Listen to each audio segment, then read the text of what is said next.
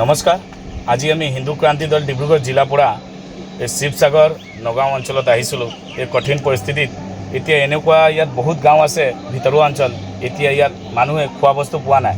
তো আমি আমাৰ ৰাষ্ট্ৰীয় বজৰং দলৰ আমাৰ শ্ৰীমন্ত গগৈ দাদা আছে, তেওঁক সম্পৰ্ক কৰি আমি ইয়াত আহিছিলোঁ আৰু তেওঁ ক'ব। আমাৰ প্ৰকাশ দাদাই মোক ফোন কৰিলে, যিসমূহ অঞ্চলত বৰ্তমান এতিয়াও বানপীড়িতসকলে কোনো সাহায্য পোৱা নাই, সেইসমূহ সাহায্যৰ কাৰণে আমি আজি দিবৰ বাবে আমি আহিছোঁ।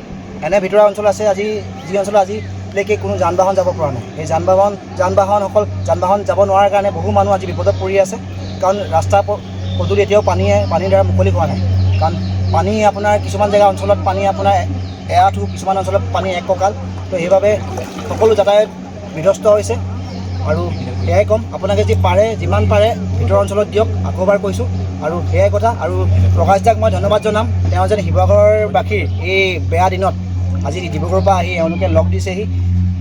যি পাৰে যেনেকৈ পাৰে তেওঁলোকে সহায় প্ৰদান কৰিছে। আজি যিসকল লোক আজি আবদ্ধ হৈ আছে, আৰু তেওঁলোকক মই অধিক ধন্যবাদ দিছোঁ শিৱসাগৰবাসী হৈ। যেন আগলৈও শিৱসাগৰ যদি কিবা বিপদৰ সময়ত তেওঁলোকে সদায় আমাক লগ দিয়ে।